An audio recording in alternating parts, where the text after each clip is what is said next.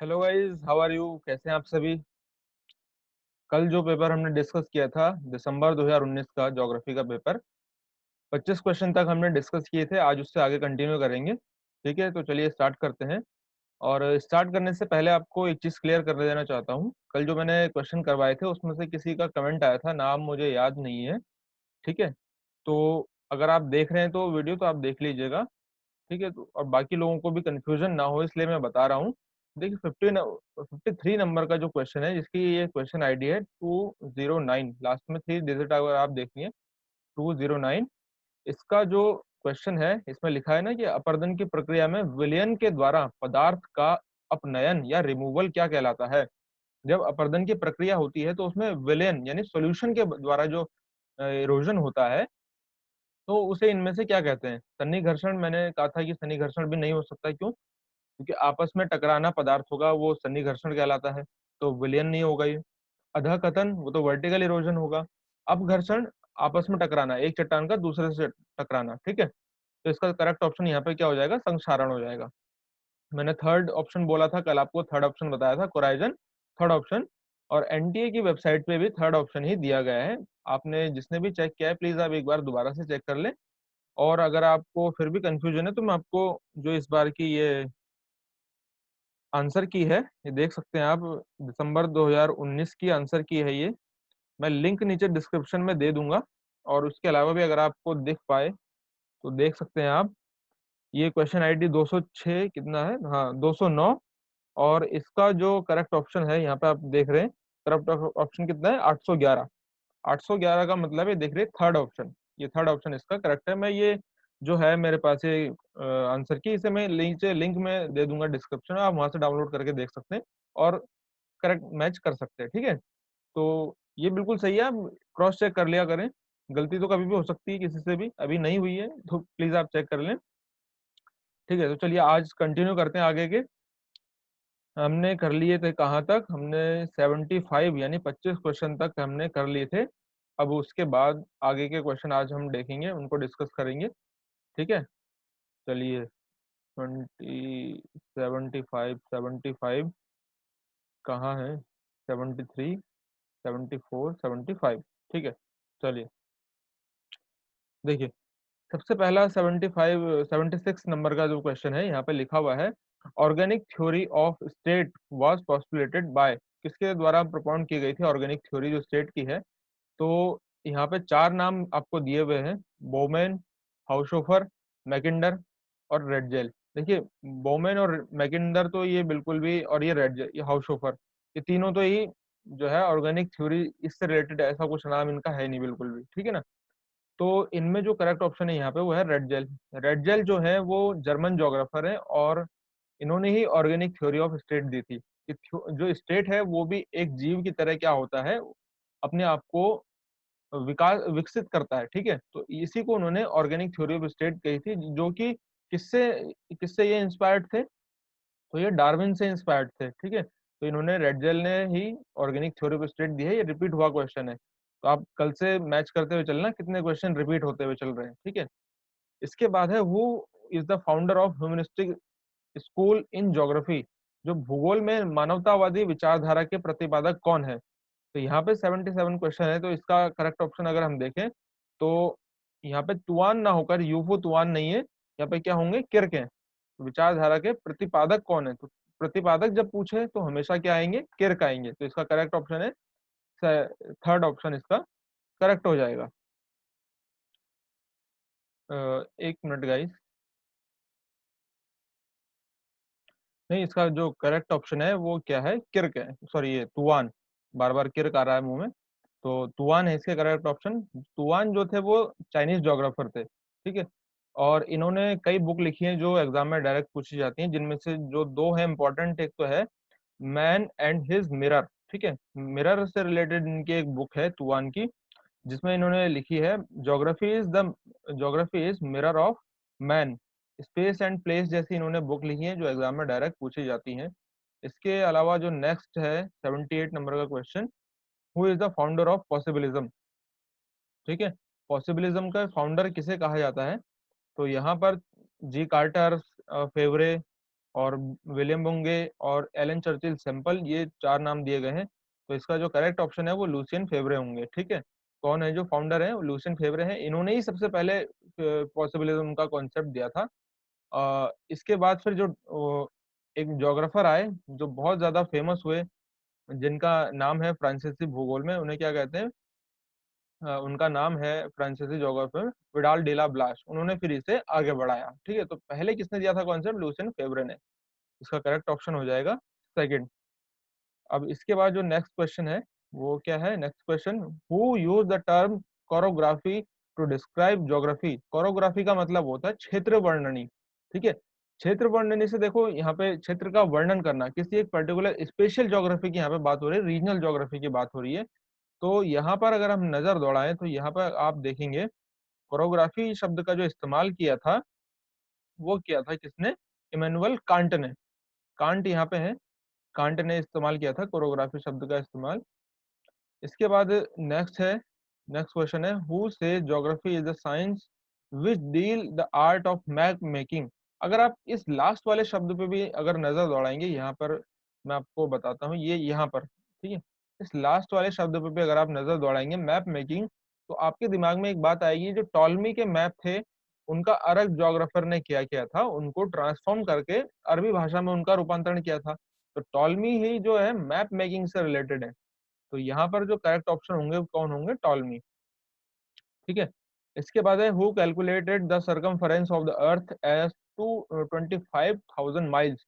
यानी कि किसने पृथ्वी की जो परिधि है, सर्कमफरेंस है, उसको कैलकुलेट किया था? तो यहाँ पे कैलकुलेट किसने किया था? इराटोस्थनीज ने। ठीक है, इराटोस्थनीज ने कैलकुलेट किया था कितना? सर्कमफरेंस 25,000 मील को इन्होंने कैलकुलेट करके बताया था।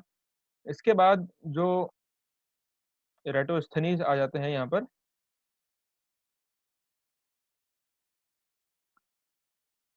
ठीक है, हाँ, इराटोस्थनीज। इसके बाद है ये question, the given drainage pattern. यहाँ पर ड्रेनेज पैटर्न की बात हो रही है। ड्रेनेज पैटर्न में ये जो ड्रेनेज पैटर्न है, इनमें से ये कौन से पैटर्न को रिप्रेजेंट कर रहा है? ठीक है, तो आप इसके अगर नंबर, इसके नाम को भी अगर आप देखेंगे ध्यान से, तो आप इसको आराम से कर लेंगे। समानांतर या फिर पैरेलल। समानांतर और पैरेलल का क्या मतलब होता है? समानांतर और पैरेलल का मतलब होता है जो एक दूसरे के समान अंतर पे एक दूसरे के पैरेलल बहे, तो वो समानांतर होगा। और यहाँ पे क्या ये समानांतर एक दूसरे के पैरेलल बह रहे हैं? नहीं, बिल्कुल बिल्कुल भी ऐसा नहीं है। ठीक है, दूसरा है डेंड्रिक। अब तीसरा यहाँ पे क्या हुआ है? सेंट्रीपिटल। सेंट्रीपिटल का मतलब है अभिकेंद्रीय। ठीक है, सेंट्रीपिटल का मतलब अभिकेंद्रीय। अभिकेंद्रीय का मतलब है जब किसी एक बिंदु पर सभी नदियां अगर आकर के मिले या फिर हवाएं मिले तो उसे कहेंगे अभिकेंद्रीय। तो यहाँ पर क्या हो रहा है? एक ही केंद्र पे आके मिल रही है? नहीं, सबके केंद्र अलग अलग हैं। यहाँ पे आप देखेंगे कितने सारे केंद्र हैं इनके, तो ये सेंट्रीपिटल भी नहीं होगा। एंगुलर यानी कोणीय, अगर किसी निश्चित कोण पे आकर के मिले, ये कोई एक प्रधान नदी है और इसके एक निश्चित एंगल पर, 90 डिग्री के एंगल पर अगर आके नदी मिल रही है, तो वो कोणीय कहलाएगी। तो यहाँ पर ऐसा है क्या? तो ऐसा नहीं है। तो कौन सा ऑप्शन बचा? डेंड्रिक। डेंड्रिक का मतलब है द्रुमाकृतिक, जिसे वृक्षाकार भी कह देते हैं। तो ये वृक्ष के आकार की आपको दिखाई दे रही है, तो इसका करेक्ट ऑप्शन कौन सा हो जाएगा? द्रुमात्रिक, द्रुमाकृतिक। अगर आप क्वेश्चन को पढ़ते समय कभी कभी ऑप्शन को भी अगर ध्यान से पढ़ेंगे तो आप इस आंसर को कर देंगे। ठीक है, बस ये है कि आंसर को अच्छे से पढ़ा जाए, क्वेश्चन के साथ साथ आंसर को भी। अब एक ये क्वेश्चन है जो बहुत ज्यादा परेशान किया है इसे लोगों लोगों को इसने। तो एक बात मैं आपको बता दूं, देखिए कुछ ऐसे क्वेश्चन होते हैं जो एग्जाम में इसी तरह परेशान करने के लिए डाले जाते हैं। तो इसका करेक्ट ऑप्शन वैसे सेकंड है, लेकिन इसका अब ये कहाँ से क्या है ये तो मैंने काफी ढूंढा, नहीं मिला, सॉरी उसके लिए। जैसे ही मिलेगा तो मैं आपको बता दूंगा। ठीक है, बहुत ज्यादा इस, अब जो क्वेश्चन देखिए ज्यादा ना मिले ना, उस पर बहुत ज्यादा हमें मेहनत भी नहीं करनी चाहिए, क्योंकि बाकी जो क्वेश्चन है, जो ट्रेडिशनल क्वेश्चन है, वो हमसे फिर छूट जाते हैं। जैसे ये मिलेगा मैं इस पर आपको कॉन्सेप्ट पे इसके वीडियो बनाकर डाल दूंगा। आप इस पे चिंता ना करें, बिल्कुल आपको मिल जाएगी, लेकिन अभी नहीं मिल पाया। ठीक है, तो उसके लिए मैं माफी चाहूंगा। सेकंड क्वेश्चन है यहाँ पे, नेक्स्ट क्वेश्चन 84 क्वेश्चन है। ये यहाँ पे आपको स्लोप ग्रेडियंट कैलकुलेट करना है। क्या कैलकुलेट करना है यहाँ पे? इसको बिल्कुल हम अच्छे से करेंगे। Slope gradient. स्लोप ग्रेडियंट कैसे कैलकुलेट करते हैं? तो उसका एक फॉर्मूला होता है, फिर अभी बताऊंगा, इसको अभी डिटेल में देखिए। स्लोप ग्रेडियंट का फॉर्मूला होता है, यहाँ पे लिखते हैं, वर्टिकल, मैं शॉर्ट में लिखूंगा, वर्टिकल इंटरवल। ठीक है, vertical interval upon horizontal equivalent E. Horizontal equivalent क्या मतलब है इसका? वर्टिकल इंटरवल मतलब देखो यहाँ पे दो पॉइंट दिए हुए, पॉइंट ए और पॉइंट बी। जैसे मैं हिंदी में भी बताऊं, अगर दो बिंदु है, कोई कोई जगह है दो, जिनका समुद्र तल से औसत दूरी दी हुई है, ऊंचाई। ए की जो औसत ऊंचाई है समुद्र तल से वो कितनी है? 250 मीटर। यानी कि यहाँ पे देखेंगे आप, समुद्र तल से औसत ऊंचाई इसकी कितनी है? 250 मीटर, 250 मीटर। अब पॉइंट बी जो है, ये है पॉइंट बी, इसकी समुद्र तल से ऊंचाई कितनी है? 500 मीटर। तो ये हो गया, ये क्योंकि ऊंचा है तो इसको हम थोड़ा ऊंचा बनाएंगे, थोड़ा सा टेढ़ा हो रहा है, कोई बात नहीं। ये है 500 मीटर, ठीक है। अब और क्या कह रहा है? और उनके बीच की जो क्षैतिज दूरी है, क्षैतिज दूरी क्या होगी? ऐसे होगी कि या फिर ऐसे होगी? इस तरीके से होगी, लेटे हुए। तो इसका हम कलर चेंज कर लेते हैं, ठीक है, तो ताकि आपको अच्छे से समझ में आए। तो इसका रेड कलर कर लेते हैं। तो इनकी क्षैतिज दूरी कितनी है? 1000 मीटर। तो यहाँ पर ये हो गई क्षैतिज दूरी, कितनी हो गई? 1000 मीटर, ठीक है। अब क्या कह रहा है, अब क्या करना है? तो इनका टेन का मूल्य का मान निकालना है, या फिर इनका स्लोप ग्रेडियंट आप कह सकते हैं कि निकालना है। तो ये स्लोप का ग्रेडियंट है, इसको नंबर के फॉर्म में निकालना है कि ये स्लोप जो है क्वांटिटेटिव फॉर्म में कितना है। इसका मैं अलग से एक वीडियो बना दूंगा, यहाँ पे बस क्वेश्चन को समझ लो, ठीक है। तो देखो स्लोप का फॉर्मूला क्या है? Vertical interval upon horizontal equivalent. Vertical interval का मतलब है कि जो वर्टिकल ऊंचाई है, ये जो ऊंचाई है आप देख रहे हैं ना, इसका इंटरवल कितना है, इन दोनों में कितना अंतर है। तो 250 मीटर है ये ए पॉइंट, और ये है 500 मीटर। तो इन दोनों में अंतर कितना है? इस तरीके से लंबवत अंतर कितना आ गया? 250 में से 500 को माइनस कर दो, कितना आ गया? 250 मीटर। तो यहाँ पे हम लिख देंगे 250, क्योंकि वर्टिकल इंटरवल है। यहाँ पे फॉर्मूले में है ना, vertical interval upon horizontal equivalent. Horizontal equivalent का मतलब है तो क्षैतिज समानांतर है, तो क्षैतिज दूरी है एक दूसरे से, पॉइंट ए की और पॉइंट बी की जो क्षैतिज दूरी है वो कितने मीटर है? यहाँ पर दी हुई है 1000 मीटर। कुछ भी नहीं करना था, बहुत इजी सवाल था, ठीक है। मॉडरेट लेवल का अगर किसी को समझ में ना आया हो तो, बहुत टफ तो हम इसे नहीं कहेंगे। तो 1000 मीटर ये हो गया, फॉर्मूले में लगा है horizontal equivalent, sorry vertical interval upon horizontal equivalent. Zero से जीरो कट गया, 25 ही कम 25, 25 चौका 100। तो कितना आंसर आ गया? 1/4। 1/4 को हम और क्या लिख सकते हैं? 0.05, 0.52 लिख सकते हैं। 25% ही तो 1/4 होगा। अगर 100 है, 100 का 25% कितना होगा? 0.25%, सॉरी, कितना होगा? 1/4। तो यहाँ पे करेक्ट ऑप्शन क्या हो जाएगा? 0.25, यानी कि 2 ऑप्शन यहाँ पे करेक्ट है। आई होप कि आपको ये समझ में आ गया होगा। इसके बाद एक ये क्वेश्चन है जो आपको परेशान कर रहा था, तो इस क्वेश्चन को भी हम देखते हैं किस तरीके से सॉल्व होता है। ये जो क्वेश्चन है ये दिया हुआ है रिग्रेशन मॉडल से, स्टैटिस्टिक्स का सवाल है ये, मॉडरेट लेवल का सवाल है। बस आपने बस इसे थोड़ा सा पढ़ा होना चाहिए, ये हर बार यही क्वेश्चन पूछा जाता है, अगर रिपीट किया हुआ क्वेश्चन है ये। और ये वाला जो है, ये पहले वाला 84, ये भी रिपीट किया हुआ क्वेश्चन, ठीक है। तो रिग्रेशन मॉडल का मतलब क्या होता है? देखिए दो वेरिएबल जब होते हैं, मैं आपको सीधे से समझाऊं पहले, ये जो जितने भी डिफिकल्ट क्वेश्चन है ना, इन सभी के मैं अलग अलग से वीडियो बना दूंगा कि इसको कैसे सॉल्व करते हैं, ये इसके पीछे का कॉन्सेप्ट क्या है। यहाँ पर मैं क्वेश्चन को सॉल्व करवा रहा हूँ, क्योंकि अगर मैं अभी इसके पीछे का कॉन्सेप्ट सारा बता दूंगा तो वीडियो बहुत ज्यादा लंबा हो जाएगा, ठीक है। तो इनको मैं अलग से वीडियो इनका बनाऊंगा, यहाँ पे आप क्वेश्चन को समझ लें और थोड़ा सा हल्का सा जो मैं इसका बैकग्राउंड बता रहा हूँ उसको समझ लीजिए। रिग्रेशन मॉडल का मतलब होता है, अगर हमें स्टेटिस्टिक्स में दो वेरिएबल होते हैं, वेरिएबल, वेरिएबल का मतलब है ऐसी कोई भी चीज जो हमेशा वेरी करती है, जिसमें हमेशा परिवर्तन होते रहता है, उसे वेरिएबल कहते हैं।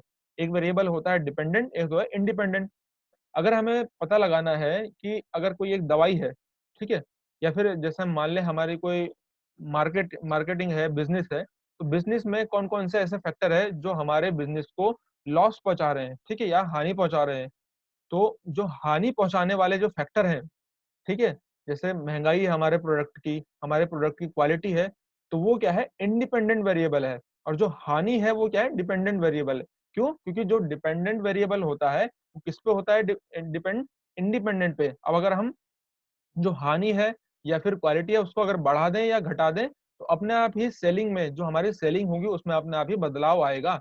तो डिपेंडेंट और इंडिपेंडेंट वेरिएबल के बीच में अगर रिलेशन अगर हमें पता लगाना है, तो उसके लिए दो मॉडल होते हैं। एक होता है कोरिलेशन मॉडल, एक होता है रिग्रेशन मॉडल। स्टैटिस्टिक्स का है ये, डिटेल में बता दूंगा मैं आगे। कोरिलेशन मॉडल में हम डिग्री फाइंडिंग करते हैं कि कितने डिग्री ये एसोसिएटेड है एक दूसरे से, और रिग्रेशन मॉडल में हम उनका प्रिडिक्शन भी करते हैं फ्यूचर का, कि आगे इनका भविष्य किस प्रकार से होगा। तो यहाँ पर रिग्रेशन, ये लीनियर रिग्रेशन मॉडल भी दो तरीके के होते हैं, एक होते हैं लीनियर रिग्रेशन और एक और टाइप का होता है। तो यहाँ पे लीनियर रिग्रेशन आपको दिया हुआ है, यहाँ पर जो y दिया हुआ है, ये y जो है ये डिपेंडेंट वेरिएबल है, और ए और बी जो है यहाँ पे इनकी वैल्यू दी गई है, और एक्स जो है वो क्या है, डिपेंडेंट वेरिएबल है, सॉरी इंडिपेंडेंट वेरिएबल है। अब देखो यहाँ पे सवाल दिया हुआ है, सवाल के सारी वैल्यू दी हुई है, बस आपको सवाल में उसके सूत्र भी यहीं पे दिया हुआ है, उसमें लगा के उसे आंसर निकालना है बस। y जो है इसका सूत्र क्या है total, y is equal to A plus B X, B और एक्स के बीच में क्या है, गुणा का निशान है जो दिखाई नहीं दे रहा है ना। तो y की जगह पे क्या दिया हुआ है, y की जगह पे देखो यहाँ पे क्या है, 5.50, तो 5.50 हमने लगा दिया, इज इक्वल टू लिखा हमने बराबर का निशान ए की वैल्यू कितनी है, ए की वैल्यू ये है 1.50, तो 1.50 हमने लगा दिया ए की जगह पे। अब आगे क्या है सूत्र में प्लस, तो प्लस लिखा, बी की वैल्यू यहाँ पे नहीं दी है, बी की वैल्यू हमें निकालनी है, और गुणा करके एक्स की वैल्यू कितनी दी हुई है, तो एक्स की वैल्यू यहाँ पे है 2.50, ठीक है। तो अब हमने इसको लगा देंगे और सॉल्व कर देंगे। अब देखिए ये 1.5 जब इधर आएगा तो ये माइनस का हो जाएगा, 5.50 में से 1.5 माइनस करेंगे तो आएगा हमारे पास आंसर 4। अब 4 आ गया तो is equal to B into कितना है 2.50। अब हम इसको भी और ज्यादा अब कैलकुलेट करेंगे, तो इस 2.5 को भी अगर हम बराबर से इधर लाएंगे तो ये माइनस का हो जाएगा। अब 4 में से ढाई अगर घटा देंगे तो बचेगा कितना, 1.5, यानी कि 1.5 बचेगा। तो बी की वैल्यू यहाँ पे कितनी आ गई, 1.5। अब यहाँ पे देखो बी की जो वैल्यू है 1.5 है, लेकिन यहाँ पर जो है 1.5 से जैसा कोई भी आंसर ऑप्शन नहीं दिया है। ऑप्शन अगर नहीं दिया है 1.5, तो इसके नजदीक का जो सबसे ऑप्शन है उसको करेक्ट लगा दो, उसको आंसर लगा दो, आपका क्वेश्चन क्या हो जाएगा, सही हो जाएगा। तो 1.5 डेढ़ की जो सबसे नजदीकी वैल्यू है वो कौन सी है, 1.6 है। तो इसको आप करेक्ट करके लगा सकते हैं। इस तरीके से एग्जाम में ऐसा कई बार होता है, जो हमने पढ़ा होता है वो एग्जैक्ट नहीं आता है, जो हमारे कई बार डाटा हमने जो पढ़ा है वो एग्जैक्ट नहीं आता, तो जब सबसे उसके नजदीकी ऑप्शन है उसको करेक्ट लगा दो, ठीक है। अब कई लोग कहेंगे कि ऐसा कैसे, ये गलत है क्वेश्चन आंसर। तो यहाँ पे अगर आप देखें तो सारे जो ऑप्शन है, जो सारी वैल्यू यहाँ पे 2.5, 5.5 और 1.5, यानी पांच के गुणांक पे है, ठीक है ना। तो वैसे भी इसका जो है ये 6 और 4 के गुणांक पे तो आ ही नहीं सकता, तो इसलिए इसका क्या है, ये ऑप्शन आया है जो करेक्ट है, जो हमने फाइनल वैल्यू निकाली है। बस यहाँ पे जो ऑप्शन है उसमें नहीं है, तो इसलिए हम इसके सबसे नजदीकी वैल्यू को करेक्ट कर देंगे। अब इसके बाद है 86। 86 में दिया हुआ है, बहुत इजी क्वेश्चन है, जो मैं इसको हर बार बताता हूँ कि जो ये इस तरीके के जो सेंसस वाले क्वेश्चन है इंडियन ज्योग्राफी से, वो बार बार एग्जाम में इसी तरीके से पूछे जाते हैं, ठीक है। तो यहाँ पे क्या पूछा गया है, which one of the following state recorded the highest percentage share of India total population, मतलब सबसे ज्यादा पॉपुलेशन परसेंटेज में कौन शेयर करता है इन चार राज्यों में से इंडिया में 2011 के सेंसस के अकॉर्डिंग, ठीक है। तो यहाँ पर जो क्वेश्चन ऑप्शन आपको दिख रहे हैं, उनमें उत्तर प्रदेश, महाराष्ट्र, बिहार, पश्चिम बंगाल, इस तरीके से जो है सीक्वेंस है। तो सबसे करेक्ट ऑप्शन यहाँ पे क्या है, उत्तर प्रदेश। उत्तर प्रदेश का करेक्ट ऑप्शन है, उत्तर प्रदेश, महाराष्ट्र, बिहार, इस तरीके से इसका सीक्वेंस चलता है। 87 का फिर से देखिए सेंसस पे पूछा गया है, सेंसस को अच्छे से रट लो, आपका 4-5 क्वेश्चन आपको वहीं से मिल जाएंगे। तो यहाँ पे क्या बताना है, highest percentage of urban population, नगरीय जनसंख्या का सबसे ज्यादा प्रतिशत वाले अगर इन राज्यों में अगर हम देखें तो कौन है, तो इनमें है हरियाणा, कि हरियाणा में सबसे ज्यादा नगरीय जनसंख्या इन चार राज्यों में है, ठीक है। अब इसके बाद है 88 नंबर का, 87, इसके बाद है 88 नंबर का क्वेश्चन, जिसमें पूछा है इनमें से कौन जो है वो करेक्टली मैच नहीं है। देखो यहाँ पे पूछा है जो भुज है, महाराष्ट्र में है ना भुज, भुज में अर्थक्वेक आते हैं क्या, आया था अर्थक्वेक। और कांडला, कांडला में साइक्लोन आते हैं, गुजरात में है, ठीक है, ये है गुजरात, ठीक है, इस तरीके से। तो यहाँ पर है कांडला, तो यहाँ पर कांडला में क्या साइक्लोन आते हैं, तो सही बात है। जो ट्रॉपिकल साइक्लोन होते हैं वो आते हैं यहाँ पर। कैसे आते हैं मैं बताऊंगा। ट्रॉपिकल साइक्लोन की तो वैसे जो दिशा होती है वो पूरब से पश्चिम होती है, लेकिन यहाँ पर साइक्लोन जो है वो रीजनल वेरिएशन के कारण, टेम्परेचर में रीजनल वेरिएशन के कारण दिशा इनकी उल्टी हो जाती है, पश्चिम से पूरब चलने लगते हैं। तो इसका कारण आगे बताया जाएगा और डिटेल में, ठीक है। तो कांडला भी इसका ऑप्शन नहीं होगा। नशेरी, नशेरी जो है लैंडस्लाइड से प्रभावित रहता है, तो बिल्कुल सही बात है, ये लैंडस्लाइड से प्रभावित रहता है, तो इसमें ये भी करेक्ट मैच है। तो लातूर जो है, लातूर भी कहाँ है, महाराष्ट्र में है। अब लातूर में रिवराइन और फ्लडिंग तो होती ही नहीं है, क्या नदी और बाढ़ यहाँ पे नहीं आती है, नदी और बाढ़। ये तो कैसा इलाका है, ये भूकंप क्षेत्र वाला इलाका है, तो यहाँ पे इसका करेक्ट ऑप्शन होगा ये लातूर। ठीक है, इसका ये करेक्ट ऑप्शन क्या हो जाएगा, लातूर।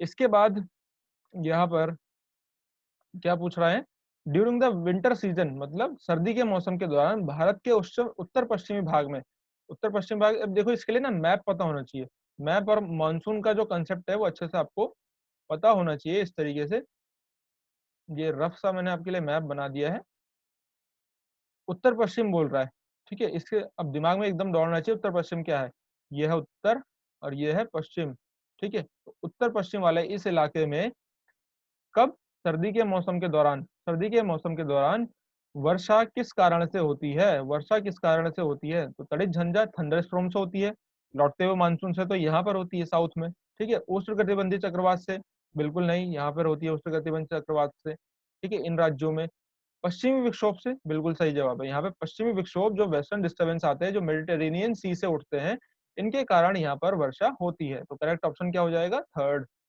इसके बाद in which part of India Dandakaranya region is situated, तो दंडकारण्य का पठार है वो कहाँ पर है, तो दंडकारण्य का पठार जो है वो दक्षिण पूर्वी सीमा पर है, यहाँ पर है ये, इस तरीके से, ठीक है, ये आंध्र प्रदेश वाला जो इलाका, आंध्र प्रदेश और जो तेलंगाना वाला इलाका है, वहां पर दंडकारण्य का पठार आपको देखने को मिलेगा, ठीक है, तो दंडकारण्य का पठार बहुत इजी क्वेश्चन है, यहाँ पर दक्षिण पूर्वी भाग में आपको देखने को मिलेगा। इसके बाद है यहाँ पर, who gave the idea that there was sorry, there was an ice age during which most of northern Europe was covered by ice sheet, यानी कि यह विचार किसने दिया कि एक हिम युग था जिसके दौरान उत्तरी यूरोप का अधिकांश हिस्सा जो है हिमाच्छादित था, ठीक है, उत्तरी अमेरिका में 4 बड़े बड़े आइस एज आए, कौन कौन से, गुंज मंडल रिस वुर्म, आप सभी को पता है, इससे भी क्वेश्चन पूछे जाते हैं, गुंज मंडल रिस वुर्म, तो इनमें जो है अधिकांश भाग जो है उत्तरी यूरोप का किससे, बर्फ से आच्छादित था, यानी बर्फ से ढका हुआ था, तो ये विचार किसने दिया था, तो ये विचार देने का श्रेय जाता है किसको, लुई अगेसिस को, बार बार रिपीट हुआ क्वेश्चन है, इसको याद रखें। और ये वाला इससे ऊपर भी एक क्वेश्चन पूछा गया था, कल भी मैंने बताया था आपको, present is the key to the past किससे रिलेटेड है, यूनिफॉर्मिटी रेजिज्म से रिलेटेड है, और किसने दिया है, जेम्स हटन ने, कई बार पूछा गया क्वेश्चन है, इसको तो याद होना ही चाहिए आपको। इसके बाद है हाइड्रोलिक स्लोप थ्योरी किसकी है, हाइड्रोलिक स्लोप थ्योरी, यानी कि जो जलीय ढाल का सिद्धांत है, चल जलीय ढाल सिद्धांत किसकी थ्योरी है ये दी हुई है हार्टन की, हार्टन, श्री और स्ट्रॉलर, ये सारे जो है इस तरीके से, जो नदी है, नदी का जो कैचमेंट एरिया होता है, उसके क्या क्या पैटर्न बनते हैं उससे रिलेटेड है ये सारे, तो हाइड्रोलिक स्लोप थ्योरी भी ऑब्वियस सी बात है हार्टन की दी हुई है, ठीक है। इसके बाद है the rigid mass surrounding the geosyncline was termed by Kober, Kober ने जियोसिंक्लाइन थ्योरी दी थी, जिसमें उन्होंने कई टर्म का इस्तेमाल किया, जैसे क्रेटोजोन, जैसे स्वाशेनबर्ग, है ना, तो क्रेटोजोन का क्या मतलब था उनका, जो पर्व, ये बीच का भाग है, तो बीच का भाग जो है उसको उन्होंने कहा स्वाशेनबर्ग, ठीक है, इसको कहा स्वाशेनबर्ग, जो किनारे की तरफ, किराने की तरफ जो है पुराने और दृढ़ भूखंड थे, उनको उसने क्या कहा, कोबर ने, उन्होंने कहा क्रेटोजोन, क्या कहा, क्रेटोजोन। एंड्रफ तो है, प्राइम प्रफ और एंड्रफ तो किसने, एलसी किंग ने, सॉरी एलसी किंग कह रहा हूँ, जो पेंक थे, पेंक ने इन्होंने इस्तेमाल किया था, पेंक ने, प्राइम प्रफ वो, प्राइम प्रफ और एंड्रफ दोनों पेंक के द्वारा इस्तेमाल किए गए थे। प्राइम प्रफ वो जगह है जहां पर कोई भी माउंटेन से उत्थान से पहले जो सब सरफेस होता है, प्लेन सरफेस, उसको वो प्राइम रफ कहते हैं, और जब सरफेस में एक माउंटेन का ओरिजिन हो जाता है, इस तरीके से माउंटेन का ओरिजिन हो गया, अब इसको काट काट करके फिर से उन्होंने प्लेन में बदल दिया, तो वो क्या कहलाएगा, एंड रफ कहलाएगा। मोनोडोनॉक, ये तो डेविस के द्वारा इस्तेमाल किया गया है, कोबर का नाम है ही नहीं यहाँ पे, कोबर का नाम सीधे फिर कहाँ बचता है, प्लेटोजोन। इस तरीके के से भी आप इसको सॉल्व करा करें। अब यहाँ पे एक क्वेश्चन दिया है, बड़ा लंबा चौड़ा क्वेश्चन है, देखने में काफी डरावना सा लग रहा है, लेकिन आप ध्यान से इसको पढ़ोगे तो समझ में आ जाएगा। इसको हिंदी में पढ़ देता हूँ मैं, अगर समझ में ना आए तो देखिए, यह डिजिटल इमेज प्रक्रिया, एक डिजिटल इमेज प्रक्रिया, ये चारों बताने हैं, इन चारों में से कौन सी वो डिजिटल इमेज प्रक्रिया है जिसमें कौन सा एल्गोरिथम होता है, एल्गोरिथम होता है जिसमें इमेज में अज्ञात पिक्सलों की जांच करता है। दो तरीके से पिक्सल हमें मिलते हैं, मतलब इमेज मिलती है, एक रास्टर डाटा, एक वेक्टर डाटा में, ठीक है, रास्टर डाटा जो होती है उसमें पिक्सल होता है।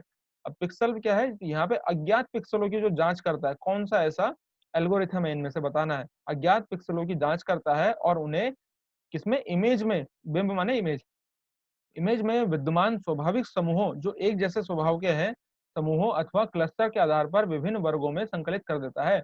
मतलब कौन सा इसमें से ऐसा एल्गोरिथम है जो अज्ञात पिक्सल, जो पिक्सल हमें पता नहीं है, उन पिक्सलों को वो उनकी जांच करता है और उनके जैसे पिक्सल के क्लस्टर में, समूह में उनको वर्गीकृत कर देता है, उनको विभिन्न वर्गों में संकलित कर देता है। तो यहाँ पर देखिए 4 ऑप्शन पढ़ो अगर इनको, स्पेक्ट्रमी संवर्धन तकनीक नहीं होगी, पर्यवेक्षण वर्गीकरण तकनीक, जो पर्यवेक्षित मतलब हमने क्या करा है पहले, उसका पहले यहाँ पे इंग्लिश में क्या बोलेंगे इसे, सुपरवाइज्ड, सुपरवाइज्ड क्लासिफिकेशन, तो ये भी नहीं होगा।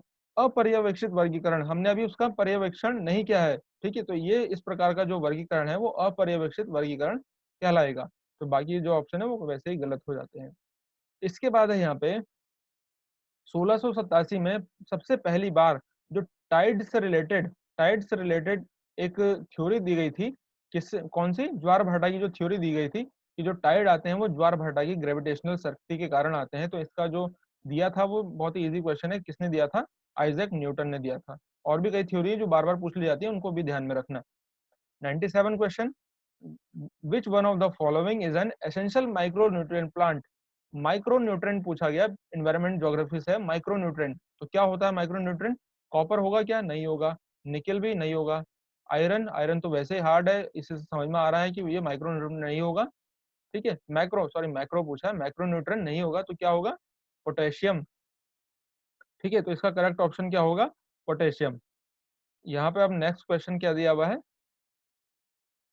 नेक्स्ट क्वेश्चन दिया हुआ है कि which one of the following is the leading cause, इनमें से कौन सा सबसे महत्वपूर्ण कारण है, किसके लिए, एनिमल एक्सटेंशन, एनिमल के जो फैलाव है, एक्सटेंशन के लिए, एग्जिस्टेंस सॉरी विलुप्तीकरण के लिए, विलुप्तीकरण के लिए कौन सा सबसे महत्वपूर्ण कारण है, कब से कब तक, 1600 एडी से जो कि किसके द्वारा बताया गया है ये कारण, ये कंजर्वेशन मॉनिटरिंग सेंटर 1955 के द्वारा ये कारण बताया गया है। तो इनमें से सबसे महत्वपूर्ण कारण है जो कौन सा है, तो वो है कौन सा, स्पीसीज इंट्रोडक्शन, ठीक है, नई नई स्पीसीज का इंट्रोडक्शन हुआ है जिससे पुरानी जो स्पीसीज है, क्योंकि एक अगर जो इकोसिस्टम है उसमें अगर कोई नई स्पीसीज इंट्रोड्यूस करती है बिना प्रकृति की क्या है, बिना प्रकृति द्वारा, अगर हम मानव उसमें हस्तक्षेप कर रहा है तो वो बाकी इकोसिस्टम में क्या करता है, हार्मफुल होता है उसके लिए। तो ये नई नई स्पीसीज का ओरिजिन हो रहा है जिसके लिए वो क्या है, उनके एग्जिस्टेंस के लिए,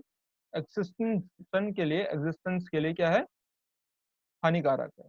इसके बाद 99 question, coastal and estuary water are some time affected by algae form and fume often called, क्या कहलाते हैं ये, रेड टाइड कहलाते हैं, क्या कहलाते हैं, रेड टाइड। तटीय और एस्चुरी जब जल कभी कभी काई यानी जिसको एलगी भी बोलते हैं और मल्फेन से प्रभावित होता है, प्रायः ये क्या कहलाता है, लाल ज्वार, रेड टाइड इसे हम कहते हैं, ठीक है। इसके बाद अब लास्ट क्वेश्चन है आज का, लास्ट क्वेश्चन क्या कहता है, यहाँ पर ये किससे, एडवर्ड उलमैन से, ठीक है, उलमैन, हैरिस और उलमैन की जो थ्योरी है, मल्टीपल न्यूक्लियाई थ्योरी, बहुत इंपॉर्टेंट है। इन सभी को डिटेल में मैं आपको करवा दूंगा, आप चिंता ना करें। कि अगर आपको कोई और क्वेश्चन में भी जिसमें आपको उसका कॉन्सेप्ट समझ में ना आता हो तो आप मुझे बता दें सिंपली लिख के, तो मैं उसका पूरा कॉन्सेप्ट के साथ आपको उसके वीडियो बना के और वीडियो अपलोड कर दूंगा।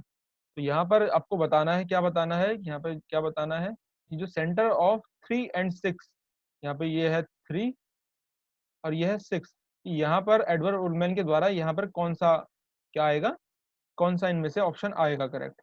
तो इनमें से जो सबसे करेक्ट ऑप्शन है जो यहाँ पर आएगा वो है क्या, low class residential and heavy manufacturing, ठीक है, ये जो है सीबीडी, सीबीडी, ठीक है। और ये जो है ये 3 और 6 जो पूछ रहा है वो 3 और 6 का मतलब है यहाँ पर, 3 और 6 का मतलब है यहाँ पे low class residential and heavy manufacturing.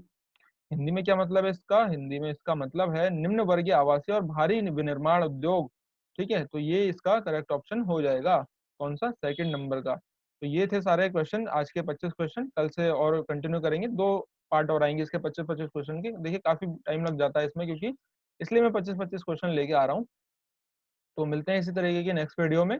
और कौन कौन से आपको जो है कॉन्सेप्ट परेशान करते हैं वो आप मुझे नीचे कमेंट में लिख के जरूर बता दें, मैं उस पर वीडियो बना के आपको जरूर दे दूंगा, ठीक है। तो मिलते हैं अब नेक्स्ट वीडियो में, तब तक के लिए bye bye, take care, thank you.